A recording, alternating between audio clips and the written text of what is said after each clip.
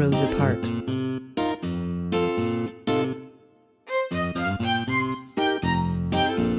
In any great movement which affects great change in a nation or a people, there is something called a watershed moment. The watershed moment is that one signature event that triggered the onslaught of great and historic change. In American history, that watershed moment might be the Boston Tea Party.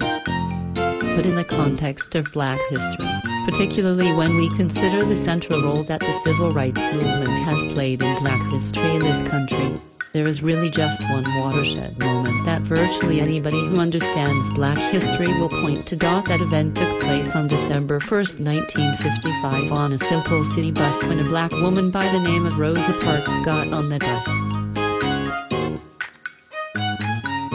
She refused to give up that seat. The explosion of outrage and social change that was released by that one simple act of civil disobedience is the watershed moment that anyone affected by the civil rights movement points to at the most important event in modern Black history. Rosa Parks was arrested for not giving her seat up the day in the trial for that act of civil disobedience brought to the national spotlight another important leader in the civil rights movement by the name of Dr. Martin Luther King, Jr. This one event began to escalate and gather energy in the Black community.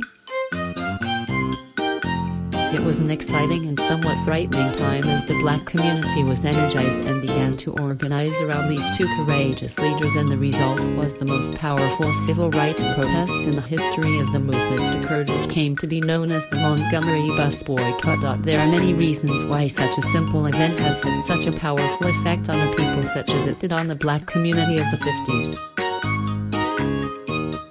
Clearly the frustration and gathering power of the movement was already building in the Black community.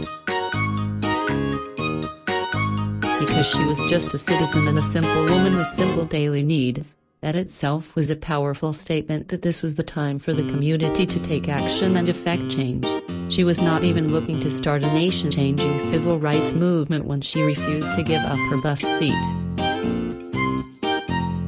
As she said later in an interview about the event, "I would have to know for once and for all what rights I had as a human being and a citizen of Montgomery, Alabama."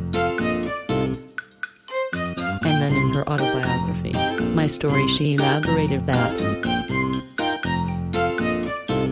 "I was not old. Although some people have an image of me as being old now, I was 42.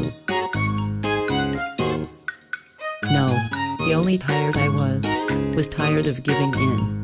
Rosa Parks won the right to be treated as a human being for herself and for her people across America and even around the world with her simple act of civil disobedience.